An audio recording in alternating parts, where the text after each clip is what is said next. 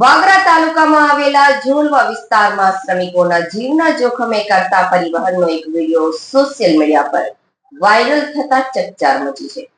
આ વિડીયોમાં સ્પષ્ટપણે જોઈ શકાય છે કે વિવિધ કંપનીઓમાં કામ કરતા મજૂરોને કાયસર ટેમ્પોમાં ઘેટા બકરાની જેમ ખીચોખીચ ભરીને અસુરક્ષિત રીતે લઈ જવામાં આવી રહ્યા છે। રોજિંદી મજૂરી કરી પેટીયું રળતા કામગારોના પરિવહન માટે કંપની કે કોન્ટ્રાક્ટર દ્વારા સુરક્ષાના લઘુત્તમ ધોરણોનું પણ પાલન કરવામાં આવતું નથી।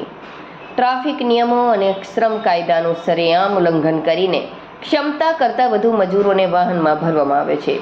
જો આવી સ્થિતિમાં વાહન પલટી જાય કે અન્ય કોઈ અકસ્માત સર્જાય તો મોટી સંખ્યામાં જાનહાનિ થવાની શક્યતા રહેલી છે।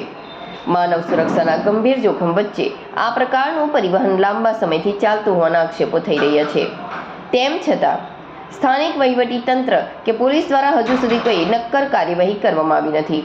સોશિયલ મીડિયામાં વિડીયો વાયરલ થયા બાદ હવે લોકોમાં પ્રશાસનની બેદરકારી સામે રોષ જોવા મળી રહ્યો છે।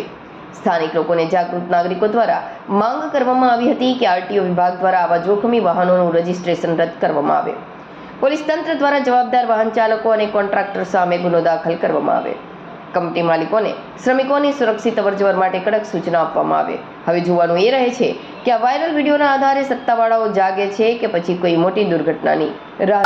રોહિત ગામ ખાતે Indian oil corporation limited Hazira દ્વારા પશ્ચિમ ક્ષેત્રની